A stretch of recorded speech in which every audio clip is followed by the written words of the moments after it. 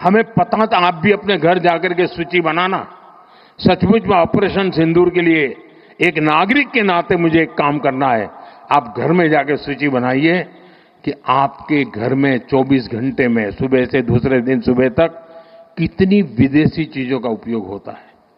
आपको पता ही नहीं होता है।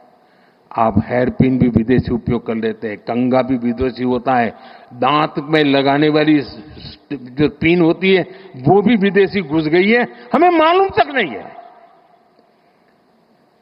पता ही नहीं है। दोस्तों,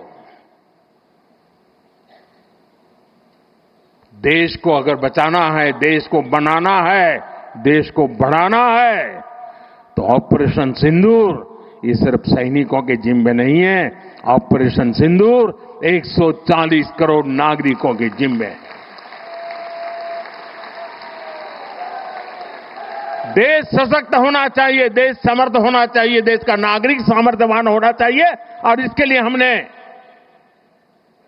vocal for local, one district one product, मैं मेरे जो आपके पास है फेंक देने के लिए मैं नहीं कह रहा हूं, लेकिन आप नया नहीं लेंगे। और शायद 1-2% चीजें ऐसी हैं जो शायद आपको बाहर के लेनी पड़े, जो हमारे यहां उपलब्ध ना हो। बाकी आज हिंदुस्तान में ऐसा कुछ नहीं। आपने देखा होगा, आज से पहले 25 साल 30 साल पहले विदेश से कोई आता था तो लोग लिस्ट भेजते थे, ये ले आना, ये ले आना। आज विदेश से आते हैं, वो पूछते हैं कि कुछ लाना है, तो यहां वाले के नहीं, यहां सब है, मत लाओ, सब कुछ है।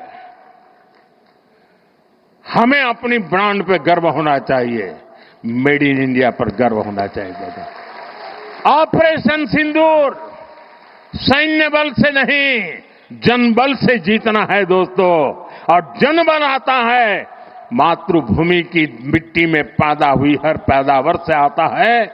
इस मिट्टी की जिसमें सुगंध हो, इस देश के नागरिक के पसीने की जिसमें सुगंध हो, उन चीजों का मैं इस्तेमाल करूंगा।